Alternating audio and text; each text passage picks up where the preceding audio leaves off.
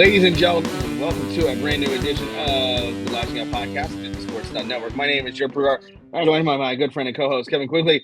Kevin, big news came out of Happy Valley this weekend after we last recorded, and that is Penn State finally has a full-time head coach. Board of Trustees are to approve the financial compensation plan Monday morning, and it's a fit in that will make it officially the Matt Campbell era. If you would have talked to me 5 or 6 weeks ago, or even 50 days ago when this coaching search began and said Matt Campbell was going to be the guy, I would have been ecstatic. It puts the bow on a pile of crap of a search that was based purely on speculation and not a lot of, infinite details or last minute handshake agreements and things like that. But they have their guy. I think it's a great hire. We'll get into that later this segment. But it's good that this is finally over. Yeah, you kind of wish Pat Kraft had used some poopery before the coaching search started, so we didn't have to smell the stink for that many weeks. Though, what happened, something that came out of this is that Penn State reached out to Matt Campbell early on. There was word that either A, he said, talk to me after the season. I'm not talking about this during the season, which completely valid. I mean, when did they lose to Oregon? Was the first Saturday in October? Which was October 4th, 11th, somewhere in there.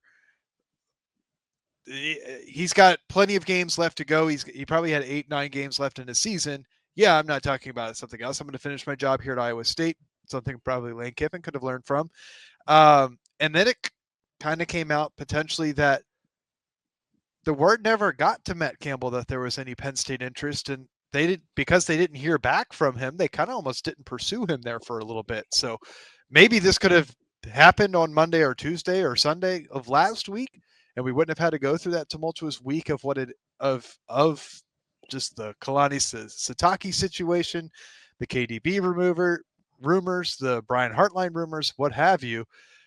But they went out, they got their guy. I think Josh Pate said early on, like as soon as they fired James Franklin, like Penn State should hire Matt Campbell. I don't know if he was number one on my list, but he wasn't number one on my list as soon as James Franklin got fired. But the more I read about him, the more I look at what he did at Iowa State, constantly overperforming with lesser talent and going up and beating teams with more talent, and the teams with no resources, right? That Iowa State program heavily underinvested. We mentioned in the podcast midweek last week when his name broke was that, Iowa State had won 8 games like one time before he got there, and he's done it 4 times there. So brought winning to a program that's not used to winning, and hopefully that translates bringing more winning to a program that is, and Penn State, that is used to winning at least 10 games a season. Right, and I think, the record speaks for itself. At Iowa State, again, you mentioned the resources or lack thereof. 2020 had a good year. They went to the Fiesta Bowl and won it. Obviously, 2020 was a wild ride for everybody. But it's just one of those situations where he's 107-70 as a coach, so that doesn't necessarily jump off the page by any means. But again, he's at Iowa State and at Toledo, where he's having a significant amount of success. And that's good. That's what Penn State, I think, if you're not going to go out and get the home run hire of a guy that's already in the playoffs, we saw how that was handled for Lane Kiffin. But I don't want to say it's a consolation prize because I don't think that it is. This is a guy that, is probably not the number 1 or 2 choice in the search at the beginning. Like you want to go out and swing for the fences, but this is a guy that you're coming away with, and I think that's just a great opportunity, for him. But also for Penn State. I mean, listen, he had success in the Big 12, and there's value in that. And I think there's value in doing what he's been able to do with the limited resources. And what's coming to fruition and coming to the surface out of Ames, Iowa, is that he really wasn't in a lot of control over his program with NIL and certain things that was the AD's doing. So if Penn State can come in and let him do his thing and let him and stay out of the way, and that's not easy at Penn State to do because Penn State likes to do a great job, and as we've seen throughout this coaching search, of being their own worst enemy. If they can come in, let Matt Campbell be Matt Campbell and do his thing and do what he wants to do as far as building the program and doing the right things, then this could be a really good hire. Because if you're going 9-3 or in 2024, he's 11-3, wins the Pop-Tarts Bowl, which some might say that's not worth going to, but I mean, I think the Pop-Tarts Bowl is a prestigious bowl. Sometimes that may not, that doesn't necessarily add up for Catholics or anything like that. But he's winning with less, and there's significant value in providing him with those resources to potentially see what can come to fruition. Yeah, one thing, he is bringing the assistant athletic director, associate athletic director, who will be solely responsible for football personnel. That's Derek Hoosier, I think is his name. So he'll be assisting Pat Kraft, but I guess you kind of get that GM role. So they're not calling it a GM, but his sole job will to be maintain football personnel. So if Matt Campbell didn't want that responsibility at Iowa State, which it seems like maybe he doesn't, because he doesn't want to have to deal with dollars and cents. To me, Matt Campbell is a football coach. I'm going to extract the most value that I can out of all the players that I'm going to bring in. And then anybody else can deal with everything. Like, I don't want to deal with NIL. I don't want to deal with all this stuff that goes around it. I just want to coach football, and he's a damn good football coach. So exciting news there. I pulled the recruiting class rankings from his time at Iowa State: 50, 53, 55, 46, 49, 59, 39, 46, 55, 55, 48. There's not one time he breaks into the top 40 recruiting classes nationally at Iowa State. That's good recruiting for Iowa State. I mean, I think that program is probably going to fall into the back half of the Big 12 going forward.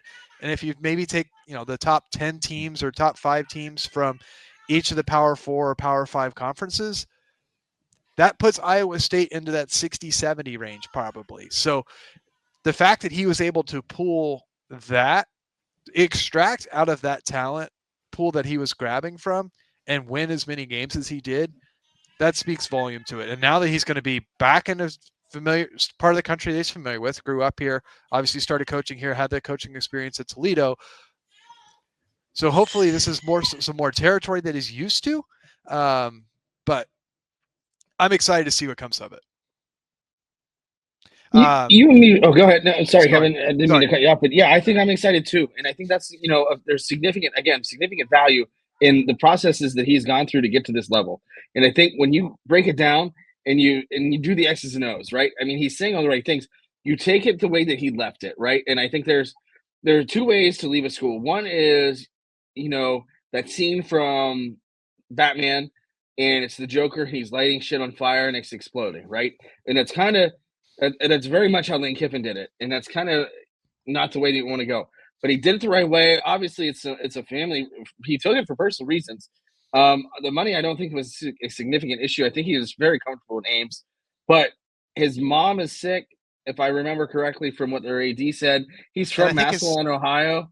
I think his mother-in-law is also sick. Yeah, so I think both his wife's mom and his mom are both sick. So yeah, so they're moving closer to home. Obviously, he's a Midwest guy, from Ohio, and he knows the game. He knows it. He's familiar with playing Iowa. Clearly, it's funny, he'll leave Iowa State to go to the same conference as Iowa and play them significantly less, which is funny the way that the college football market is, or whatever you want to call it.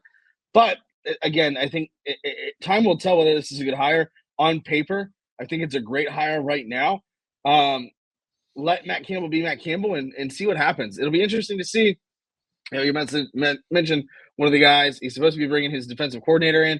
He's supposed to be bringing also as offensive line coach Ryan Clanton, which is huge. That dude got guys from Northern Iowa drafted when he was at Northern Iowa prior to coming to Iowa State. So the guy can bring his staff. He has a good nucleus around him, but it'll be very interesting to see kind of how he's handled this exit, and he handled the right way.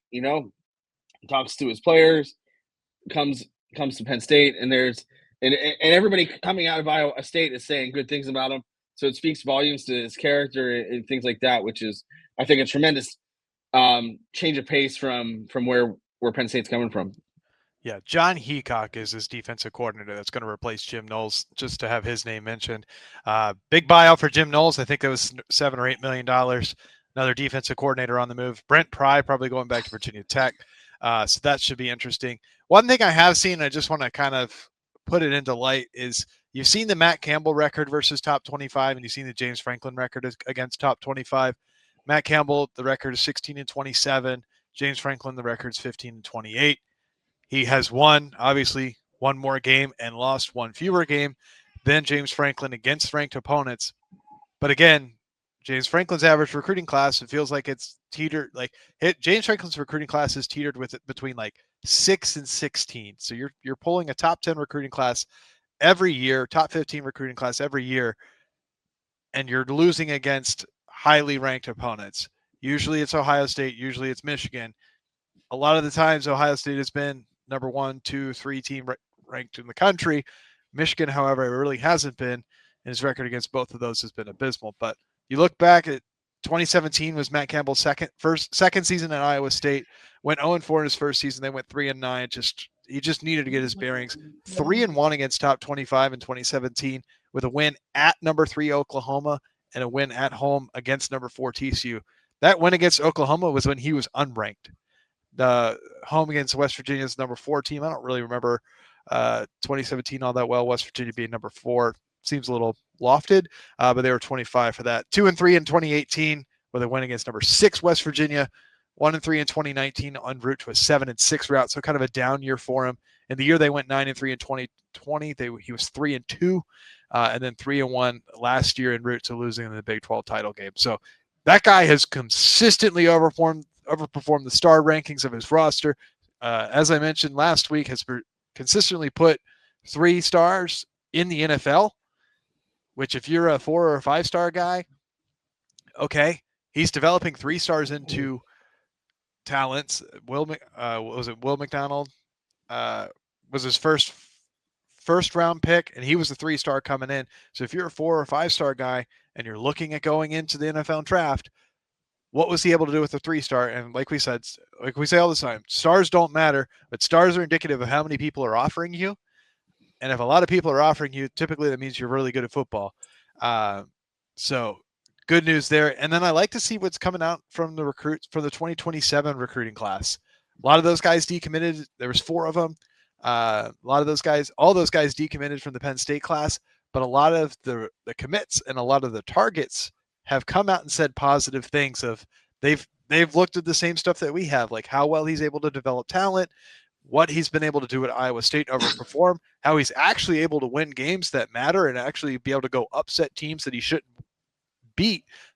In the James Franklin era, it's that James Franklin's going to beat the teams that he should, and he's going to lose against the teams that he shouldn't. Iowa State was beating teams that they should not have, and Iowa State was performing at a level where they should not have been, and I'm excited if he can translate that to Penn State, because if he can, Nick Saban said, you can't expect a national title. I disagree. You can't expect to win a national title every year. I think it should be the goal that Matt Campbell, let's say he's here 10 years, probably should win at least one. I think that's the goal might not be to win them; it's to compete for them, right? I mean, that's get to a title game. Yeah, I think get to it and compete. Put yourself in a position where you can make the title game. Obviously, with the playoff the way that it is, I mean, one of the players you look at who's having a lot of success professionally is Brock Purdy. Brock Purdy he's an Iowa State guy, and that speaks volumes to what he was able to do with the Cyclones, but also under Matt Campbell. And I think there's again, that's very significant in development. Now, I'm very interested to see how this staff shakes out. You mentioned Jim Knowles and the buyout. We have yet to hear right now how this is all going to shake out for coaches at Penn State. There are rumors. Obviously, you mentioned Brent Pry going back to Virginia Tech is a weird situation. Typically, you don't go back to a place that's just fired you in a demoted role. That's kind of bizarre to me. But typically, they'll hire your boss if you're his subordinate. Yeah, that's just very weird. And that's a Virginia Tech thing. I don't know. And listen, get you a friend that is that loyal, right? I mean, that's think about that. I mean, hey, listen, this school just fired you. Things didn't go well. Do you want to come back? The Photoshops are pretty easy. Really don't need them. But it's going to be just a weird situation. But now for Penn State, they can finally move on and see how this trickle-down affects the coaching staff and the roster. Because Matt Campbell has yet to be hired, he's not officially hired until the Board of Trustees approves his compensation plan, which is coming Monday morning. From there, the portal opens for 5 days and then we see what happens. Who goes in, who goes out. I'm very interested to see how Terry Smith handles the portal because I think he's going to handle it very differently than James Franklin. James Franklin, you're either in or you're out. I don't know that Terry Smith is going to be like that. I think it's going to depend on who it is. Matt Campbell. But Terry Smith's going to be in charge through the bowl game. Okay. But it's going to be very different to see kind of how Terry Smith handles that with his current roster versus it leading up to the bowl game versus, how Franklin handled Bo Prabula last year. Because I think if they have Bo Prabula for that run, it's a very different situation, in my opinion. But then you see who's going to leave for the coaches. And outside of pure speculation, there hasn't been a coach that's been relieved of their duties or has decided to go to Virginia Tech. Just a couple of rumors here and there, but other than that, everything's been status quo in Happy Valley for the Nittany Lions now that Campbell is hired. Yeah, and I think the biggest domino that needs to fall is whether or not Kotelnicki's going to leave, whether or not Campbell wants to work with Kotelnicki, whether or not Kotelnicki gets a job somewhere else. He was rumored for UConn, that went to Toledo's head coach, whose name escapes me at this point in time. But Andy Kotelnicki could be up for a job somewhere else. I think the head coaching jobs are pretty much drying up, but it could be that Andy Kotelnicki's like, hey man, I'm just going to walk. I'm going to take the year off, gather some things, and then, try to be an OC somewhere else next year, try to be a head coach somewhere next year. Like, it's not unheard of for a guy to take a sabbatical, especially in the coaching world. So, maybe Kotelnicki has a man. Campbell says, I don't think this is for me. So we'll see how that goes. I'm interested to see how that goes. I think on the defensive side of things, that defensive staff has had a decent amount of continuity. There's a lot of lettermen on that side of the ball as well. And a lot of them were there for Diaz, and a lot of them were there for Tom Allen, and a lot of them were there for Jim Knowles. So maybe, they could have a meeting with John and say, hey, like, if John doesn't have guys, if John doesn't have horses in the back to come replace me, like Deion Barnes, I want to coach the defensive line. Dan Connor, I still want to coach the linebackers. Like, John Heacock's scheme is completely different. It's a 3-3-5 versus a 4-2-5. I'll be excited to see the three linebackers come back. But we'll see how the staff shakes out. Probably by the next time we record, we'll have a lot clearer picture of that. Yeah, it's going to be interesting. But right now, Penn State has the ability to prepare for a bowl game, unlike some teams around the country. And they're going to get 15 extra practices for evaluation purposes and things like that. We're going to talk more about that when we come back for the second segment of the Lasching Out Podcast on the Nittany Sports Now Network.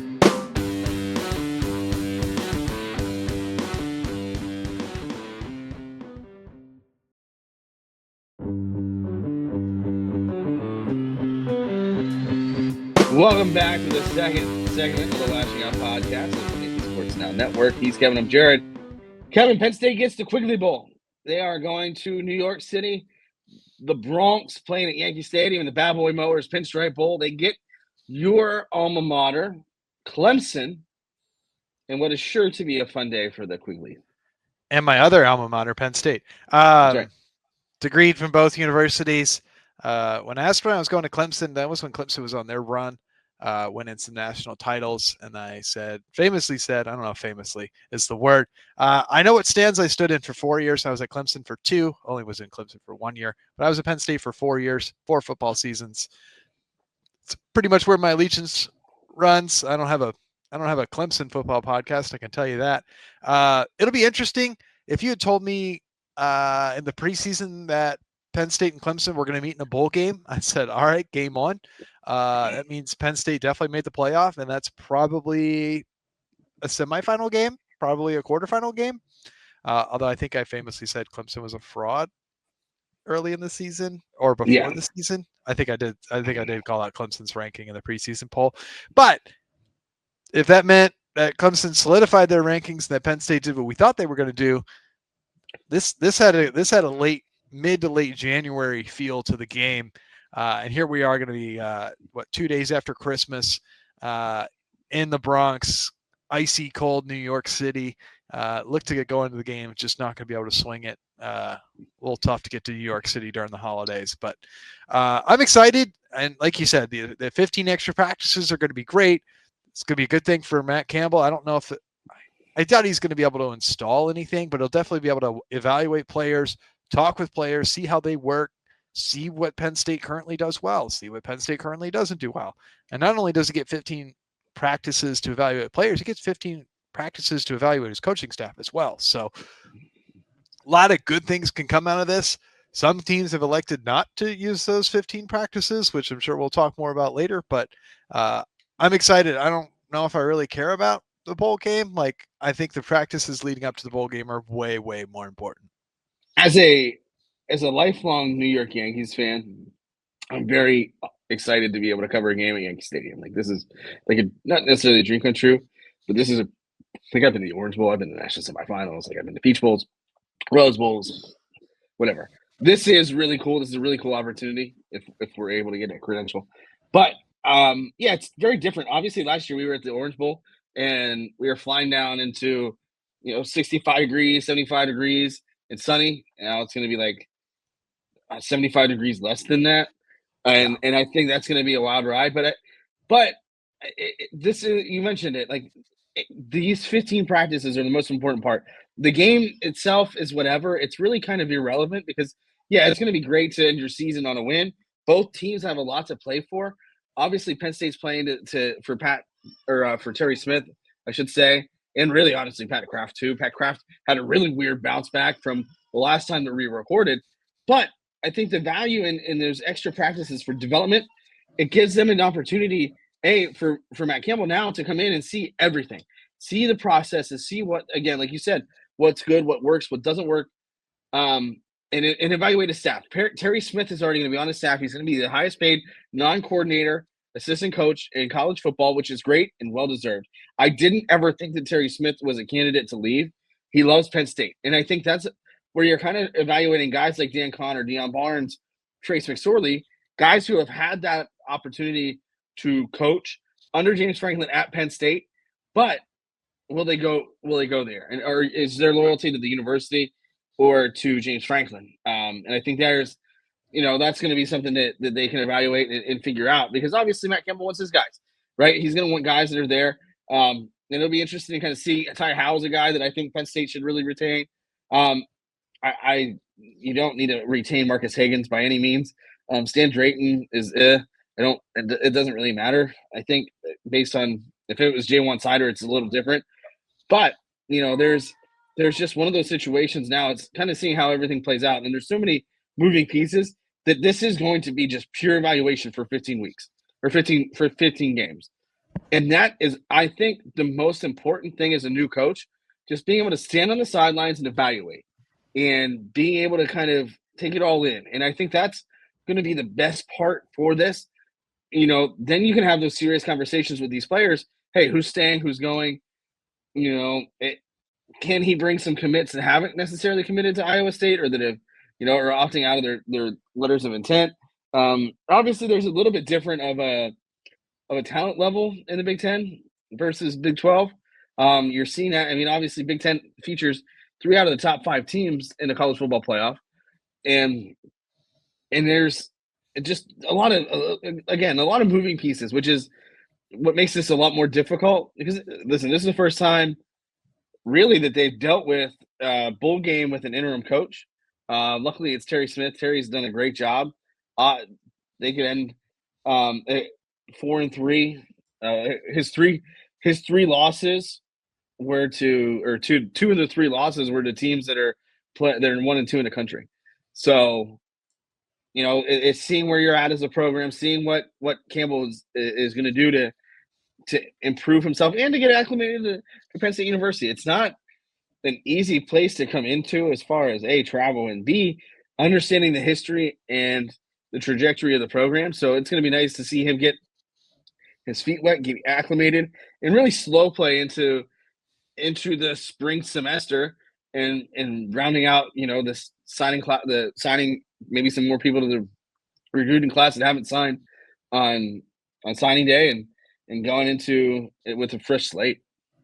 Yeah, and it's kind of cool to see that the James Franklin Bowl era started at the at the Pinstripe Bowl, and now the Terry Smith interim era and the Matt Campbell era begins at the Pinstripe Bowl. So it's kind of just cool to see the parallels there between the two games.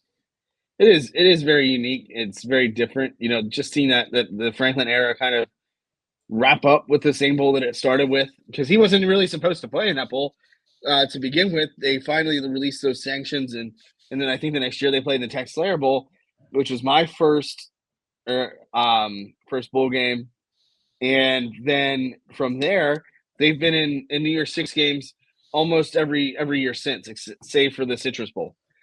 But this is, and I think, going back to Penn State had every opportunity to say no to this, but they, from the get-go, were all about playing in this game.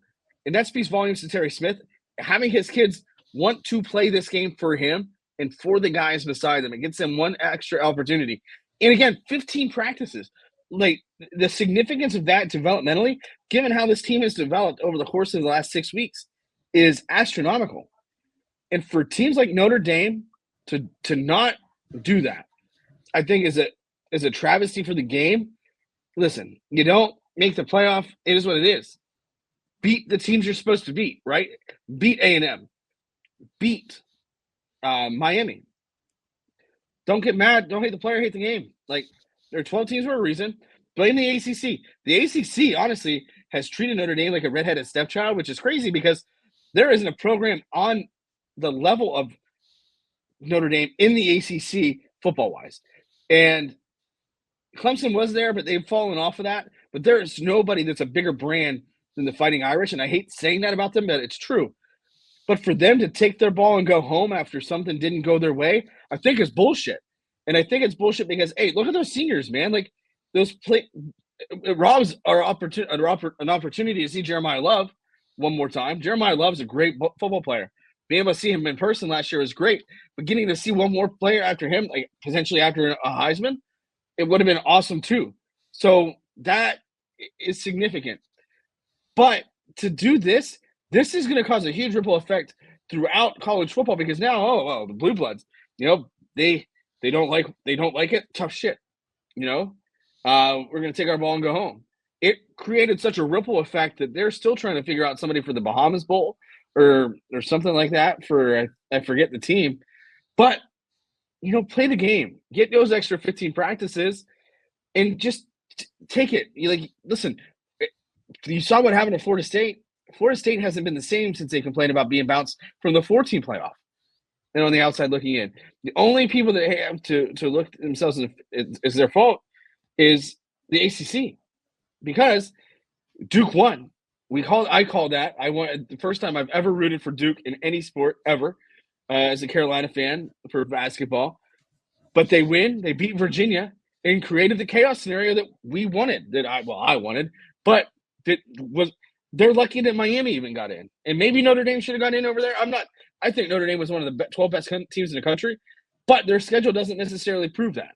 I just know that they're a well-coached team, and they're beating the doors off of teams. Like they should, because they're that much better than they are. But for them to do this, I think is childish, and it really takes away from bowl season, because people want to see Notre Dame. And listen, you can bitch about ESPN all you want, and I think ESPN is the root of all evil in all of this, right? The College Football Selection Committee, I think, handled everything terribly, but you still got to play the game. And unfortunately, Notre Dame, they lost, and that's kind of the way that it is. And people are going to bitch about and complain about Alabama losing. But listen, they have the best win of the top 10, right? Other than maybe Indiana, because Indiana just beat Ohio State in the Big Ten championship. They beat Georgia. They did get smoked, but that's an Alabama team that got a bonus game and gets to play, or had to play an extra game. It is what it is. Yeah, I think the good thing for Notre Dame is that CJ Carr is just a freshman, true freshman season, started out rough, potentially has 3 more years to go. So if you're Notre Dame, this isn't the end of the line. But I think you hit the nail on the head. It's the kid who didn't get picked up in the 5v5 game at the local basketball court, and he's like, "All right, well, you guys aren't playing the game with my ball. I'm gonna take and go home." But it's just kind of just such a dangerous precedent, and then also like this kind of just glaringly puts into the context that maybe there shouldn't be conference championship games. The Army-Navy game should have been this weekend. This was the bye week for the playoff, and then we go. Like, there's no reason this thing isn't starting next weekend. It's starting on December 20th. Like, or December 19th. It doesn't need to be that way. It doesn't need to be that way. Like, wrap this thing up a week earlier. Like, start it a week earlier. We don't need conference championship games because then you bring in the doubt of, well, Alabama got smoked and BYU got smoked. Okay, like Ohio State lost, right? You were sitting at home doing nothing, and it's by your choice because if you were in a conference, Notre Dame, you're probably in the conference title game. So I think Notre Dame getting left out is probably more the chaos scenario that UVA didn't get in. So there was no ACC representation. So now Miami's going to get in. Mm-hmm. You had all the backlash all week long of how did Notre Dame jump Miami? If Miami has the head-to-head, which is perfectly valid. I think they're two different teams than where they were at the start of the season. But also I think the committee kind of had to listen to the critics and say, yeah, maybe they're right. And also be head-to-head had to have mattered weeks ago, not just now. Like that's I think my biggest gripe with it. And sorry to cut you off, but no, you're good. It's if head-to-head mattered Sunday, it should have mattered 2 weeks ago when you had them ahead of them. Right? You knew both teams weren't going to play ever again. They were done. Their season was over. Why is it that way? Right? And listen, I don't necessarily think you should be punished for certain things, especially playing in your conference championship game. You made it there. Now, on the flip side, you got the BYU aspect of it, and we talked about BYU extensively because of Kalani Sitake, but they got their doors blown in for the second time against Texas Tech. They don't have a signature win. Their best win, I think, is Utah on their schedule. They would have been, regardless of outcome of that game, and winning was the only way they were going to get into the playoff. Losing, regardless, even if they stayed, they would have been 11. They came into the game ranked 11th, and they still would have gotten bounced by a group of 14. Sorry, I was looking at BYU's schedule to help you out with their signature win. They did beat a number 17 ranked Arizona early in the season, but that doesn't count. And then, you said Utah. Do you know where BYU's bowl game is? It's the Pop-Tarts Bowl. Oh, so damn it. Our favorite bowl game. Yeah, I know. I'm so mad because think about that. Like we were robbed of it. I said this on Twitter of the what if bowl, right? You know, both teams complained that they should have been in the playoff. They finally got a chance to play it on the field. BYU and Notre Dame, they don't get to do that now. Like that's what I hate about the situation. And like CJ Carr, you mentioned it. He's a true freshman. 15 extra practices for him in bowl prep. Like that's significant. It's wild to me that as a coach, maybe your players didn't want to play, and I get it, but this is where you should be the coach and you should be the adult. Guys, just because we didn't get our way, just because the season didn't go our way, just because the committee didn't go our way, doesn't mean we quit on the season. We have a true freshman quarterback. We've got a lot of young guys. Jeremiah Love's not going to be here next year. Right. We need to figure out our plan next year. We need to do a little trial run at the bowl game this year. Maybe we need to hit the portal after this game because we have some obvious talent deficiencies. And you just say no to all of that. It's a bad move from the coach. Whether or not Marcus Freeman didn't want to play or whether or not the players didn't want to play, Marcus Freeman needed to say, we are playing that game. Because how do you turn down? There's no practice time. There's no practice time in college. How do you turn down 15 more? Right. I mean, use it as an example to prove, hey, listen, the committee proved them wrong. Don't quit. Come on, man. That's my problem. This shows that quitting when you don't get your way because you're Notre Dame, you're this big, bad institution in the middle of absolutely nowhere is, we're Notre Dame. We do whatever the hell we want. People already hate you because you're Notre Dame. Don't make them hate you even more, but go prove a point. Go beat the doors off of BYU, right? The apostles and Jesus might not like it, but you have to go out and win the game. Go play, man. That's my biggest problem with it. You didn't get your way, and you quit. Life's not fair. That Simba taught me that when I was 5 years old. Life's not fair. You have to play the game the way that it's intended. You can't just quit because things didn't go your way. That's not how life works. What lesson are we teaching these kids anyway? It's so unfortunate because You're robbing another 15 extra practices of these people. But now, if you're Notre Dame, you probably are gearing up for an exit for the ACC. And before we wrap it up, I want to talk about that just a tad, because the ripple effect of this doesn't directly impact Penn State, but it does directly impact. Well, it might, because Notre Dame's going to need a new conference affiliation. They're not ever going to join a conference until they absolutely have to. The NCAA requires it, simply because of their money with NBC. And starting next year, if they're in the top 12, they automatically make it, which is, I think, crap, but it is what it is. But the ACC actively, a team that has affiliations with the ACC, actively bet against Notre Dame. Let me tell you, again, no, there isn't a team that gets the ratings that Notre Dame gets in the ACC at this point in time. Let's be real. Miami, no.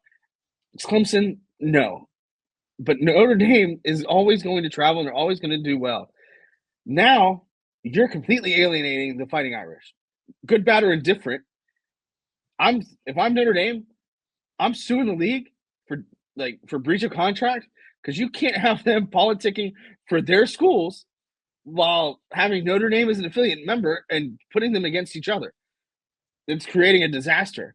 Where Notre Dame should end up, I think, is the Big Ten. If they want the quickest way to the playoff, put them in the MAC, baby. Play that MAC schedule, man.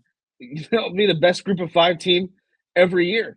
But this is open Pandora's box for ripple effects throughout college football, and it's going to get uglier for Notre Dame, because I think they just started to break the system and break the chains, and it may not directly impact Penn State yet, but Notre Dame's going to need a place to play and need another agreement to fill out a schedule, since they're an independent, and they're going to have to challenge themselves, and I think the Big Ten is probably the easiest place to do that. I mean, the Big Ten already has the NBC schedule with the Peacock games, the Big Ten Saturday night. Maybe it's just in the contract that Notre Dame gets, their current NBC deal plus some scaling factor. They don't get to play every NBC night game, but they have X amount of NBC games a year, whether that's a noon, 3:30, or an 8. Mm-hmm. Maybe it's 2 primetime games. Notre Dame gets an extra cut of the cheese. If they're currently making $50 million from NBC, there's a 1%, 2%, 3% scaling factor on that every year throughout the life of the contract for the first, 10 or 15 years of it. Then everything goes back to normal, and the NBC deal is just that much more massive. I don't know. That just seems like that's the easiest thing. And they are in Big Ten country, right? Like Indiana. Right, geographically, that would make sense. Play 5 games, play 5 geography or 6 doesn't Big Ten matter games. anymore. Well, no, it doesn't. Play 5 or 6 Big Ten games a year. That 6th game is a rivalry game. That could be against Penn State. That could be against USC. It could be against whoever. But play that game that last week and make it worth it for everybody. But again, that requires some brains and some thinking. And people in the NCAA and the Big Ten really can't think of anything like that. But speaking of that, we're going to talk a little bit more about the playoff when we come back for the third and final segment of the Lasching Out Podcast on the Nittany Sports Now Network.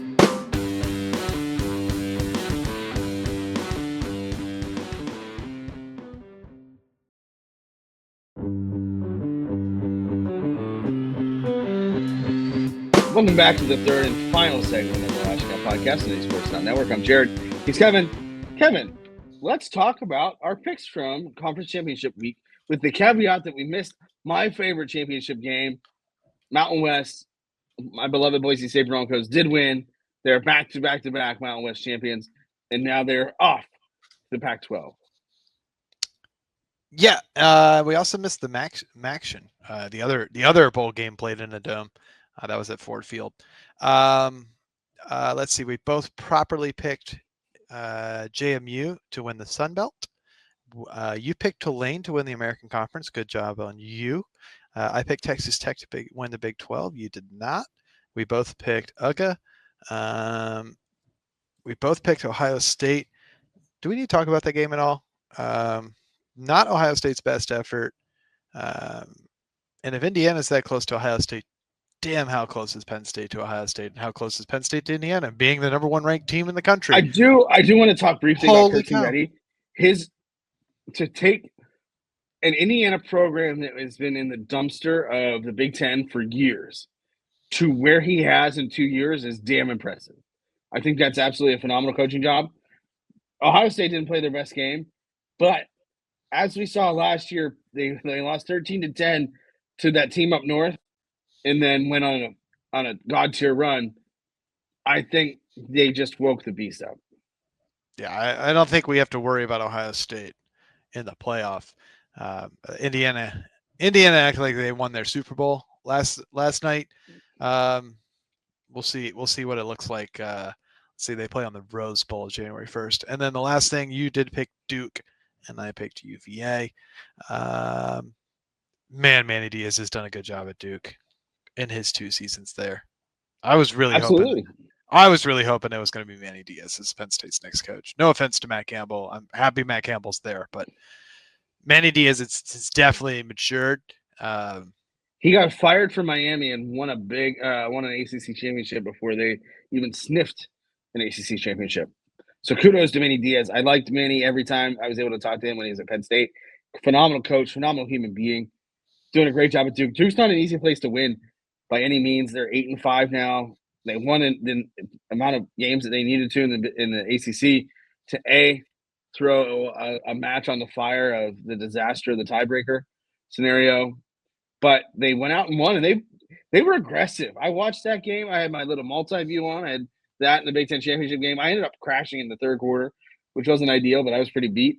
But like from what I saw, like the aggressiveness is exactly what you want.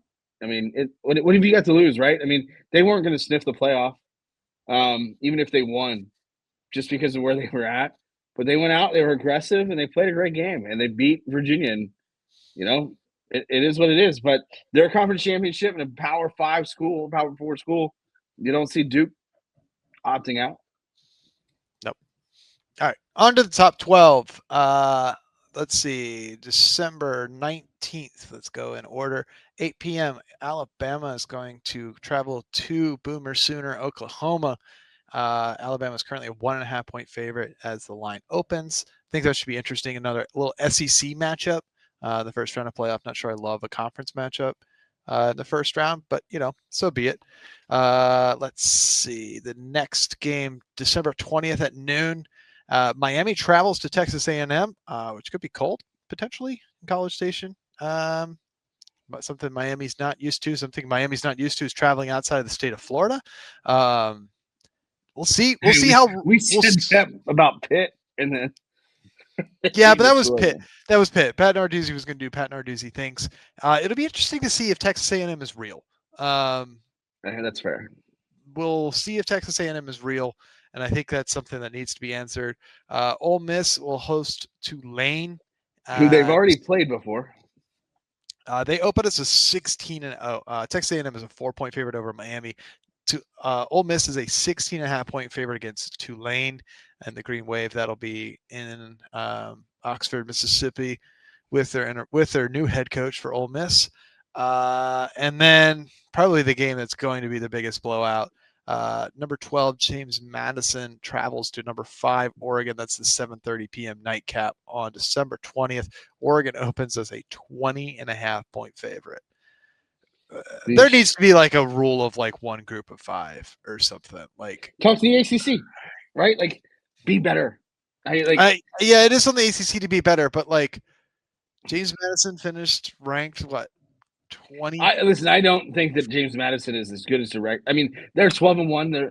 Their record is great, but the teams that they have played in the AAC, or the AAC Fun Belt. Sorry. Is not good, right? Like, so their conference schedule is not great, but they won the games that they needed to win. Now, what's intriguing is that James Madison and Tulane both have outgoing coaches. Ole Miss has a brand new coach for this game. They are still about as full strength as they can be, so that's going to be intriguing. But it could have been a MAC team. It could have been any of these teams that hey, is what it is, right? I mean, that's the way the system is. Now, imagine the outrage, right? If, James or who was ranked for higher, Tulane gets the first round bye, right? Like Boise State did last year, because they are a group of 4 champion. Yeah, that would have been nuts. I will say, James Madison played one Power 4 game this year and lost, and that was against Louisville. Tulane was at least, I think, was Tulane 2-1 or were they 1-2 against the Power 5? I think they were 1-2. They lost to Ole Miss. They lost 45-10 to Ole Miss, but they did beat Duke and they did beat Northwestern. They beat Northwestern 23-3 in the first game of the season. That Northwestern squad, that's a decent squad. Like Tulane as a group of 5 representative should be there. Ole Miss 45-10. You get shellacked on the road, like stinks. Like, you know, that's just one of those games where just like it kind of just gets away from you. Like, you know, like we saw like with Duke last night, like Duke gets the touchdown early, like they took control of the game, and I think there was a turnover and Duke got up 2 scores and like just felt like the game was going to steamroll away. Big 12 championship was kind of that way. What other the SEC championship game, like it just kind of just stumbled away from them. But Tulane should be. I really don't think JMU should be there. Like, but then again, like we don't need more teams. So like I'm okay with expansion is not the answer. Expansion is only going to make this even worse because then we're arguing about the 17th and 18th team versus the 13th and 14th team, and that's not great. I mean, we're going to complain, but we've complained for years about the 5 and 6 team. Would have complained about the 9 and 10. We're always going to be complaining about those next 2 out, right? And listen, it's a system that's built on going. It's going to piss somebody off. You can't please everybody unless you just run a 128 team tournament and call it a day, and that's not going to happen. No. It's 12 teams is, I think, a really good number. Now, if it was the 12 best teams, regardless of conference affiliation, then I think we can talk. But I think, you know, it's an inexact system. I like the group of 5 like forced representation because you get that 5 highest conference. Because why else would you play if you're a group of 5 team that has no opportunity to do it? But like the fact that 2 get in, like JMU's the 24th ranked team in the country. Like it's not like the Cincinnati's or the UCFs. Like that's what that protection was in there for. Was like UCF has that claimed national title in 2016, I think it is. Like 2016 or 2017, yeah. That's what it's for. Like JMU, like barely getting past. I mean, the game against Troy was close. Barely beat Washington State. Like lost their only Power 4 game this year. Like, and that's not OG Washington State either. That's like dumpster fire Washington State. Like, yes. And yeah, like Brady Quinn was actually, he was like, you know, you fix all this Notre Dame Miami debate, you make it 16. And it's like, no, because the 13th team ranked team in the country, obviously it's Notre Dame, BYU. 13th is Texas, 14 is Vanderbilt, 15 is Utah, 16 is USC. We'd be arguing about whether or not Utah or USC deserve to be in the college football playoff. Don't care. Arizona would be complaining that they didn't make it. Like with the top 10, I mean, there's 5 from the SEC, but both Big Ten representatives from the championship game are in, plus Oregon. Both SEC title game representatives are in, plus them. And then the Big 12 winner gets in. Maybe the Big 12 second place should be in, but the Big 12 second place didn't show anything against that they could even hold the first place team's jock. And then the ACC kind of gets a forced one in. So if you make it to a conference championship game, you pretty much get in. But if you're the lower seed, you got to win to get in. And that just didn't happen this year. And let's not forget how bad week 1 was last year in the college football playoff. Like we don't need more teams and increase the team talent disparity, and then have even bigger blowouts. Like we just don't need any of that. No, and I think, and listen, it's an imperfect system. Nobody is ever going to be purely happy unless you're in, and then you don't really care. Once you're in, you're in. Do I think that Notre Dame should have, to wrap this up, do I think that Notre Dame should have made the playoff over Miami? It's tough to say because Miami beat them head-to-head in week 1, right? You know, they're a play away from beating Texas A&M, right? They're playing really good football, and again, it's like what we say about Penn State. They're playing good football, but the teams they're playing aren't the caliber of the teams they were losing to, right? Like Penn State lost to Indiana. They lost to Oregon. They lost to Ohio State. Those 3 teams alone are the top 5 of the college football playoff. Northwestern, they lost to. Rutgers, Michigan State, whoever else, they're not that caliber. So, I mean, yeah. This was solely an ESPN type of deal to put an ACC team in. It was nothing different. SEC, ESPN, or whatever you want to call it, to put Alabama in with 3 losses. The third loss shouldn't really necessarily count against them. It was a conference championship game. BYU's second loss really shouldn't count against them, but they wouldn't have made it to begin with regardless. So, I mean, it is what it is. And it creates a lot of content, right? Like, we're talking about it. It's controlling the mindset. But now it's bowl season. Penn State is playing in the Pinstripe Bowl for the Quigley Bowl. He says his allegiances are to Penn State and the Nittany Lions. He'll be watching from the warmth of his Richmond home, not the cold, dreary New York City air. Yeah, I was kind of bummed that we don't get to go see New York City at Christmas time, but that'd be really cool. I've been there. I was there for the Heisman Trophy ceremony a couple of years ago, and I got to cover the Army Navy game the same day, and when it was at East Rutherford at MetLife. And I know I've said this before. The Army Navy game is by far the coolest game I've ever covered. Like, it's also the safest I've ever felt at a stadium because I know that there are 50,000 people there that can A, shoot a gun, and B, there are planes, trains, tanks, and everywhere you go. But it was such a cool thing, and then to see the Heisman ceremony was neat as well. That's our pick. It's the Army Navy game this week. Who you got? I think I got Navy. Go Navy, beat Army, always. For Kevin Quigley, do you have any parting shots, I guess, before we wrap this up? No, just a final thought. Like, we argue over 64, we argue over 68 in the NCAA tournament. Ugh. So arguing over 12 or 16 in college football playoffs, like, it literally won't matter. There will always be an argument on the line. Don't expand this thing. And regardless of what we think makes sense, they're always going to follow the money. That's more games, more money. And more I like money, that, more problems. And I like that there's 4 games each of the first 2 weekends. Like, that is the perfect schedule. Yes. Why would you mess it up?